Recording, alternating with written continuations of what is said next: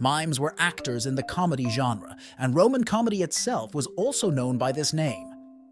Like gladiators, they stood on the lowest rung of the social ladder and were called born of the scum of society and parasites of Apollo.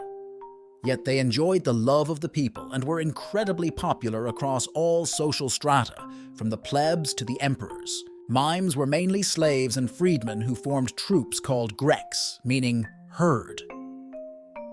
These troops consisted of 50 to 60 actors, musicians, and dancers who performed on the streets or in theaters.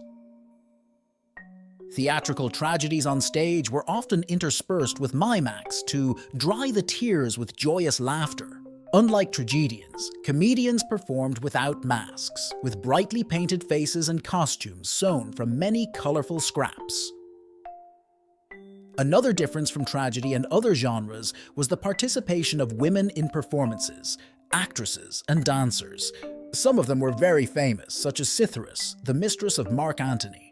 The usual subjects of performances were myths and everyday scenes involving unfaithful wives, cunning slaves, swindlers, robbers, soldiers, and officials. All this was presented in a rather obscene way, which today we would call below-the-belt humor. But it was all delivered with such acting skill that the audience burst out laughing, forgetting their daily worries. For mimes, there was no authority. They could present Jupiter as a miserable old man in rags and with a stick. They mocked noble Romans and even emperors with clear hints. Yet rulers such as Augustus, Vespasian, Domitian, even Tiberius, and many others, not to mention Nero, were delighted by them and invited them to their feasts to entertain their guests. Separate subgenres of mimes included artologists and biologists. The former were akin to stand-up comedians, and the latter were parodists capable of imitating different animals or any famous person.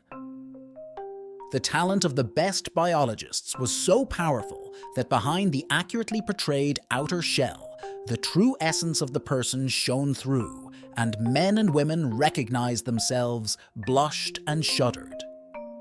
These pranksters usually got away with their antics.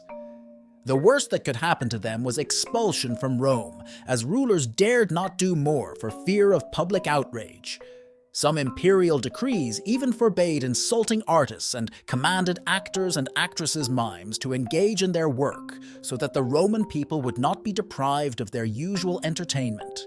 Intelligent and educated emperors like Marcus Aurelius could only grumble and complain that mimes distracted people from their philosophical pursuits.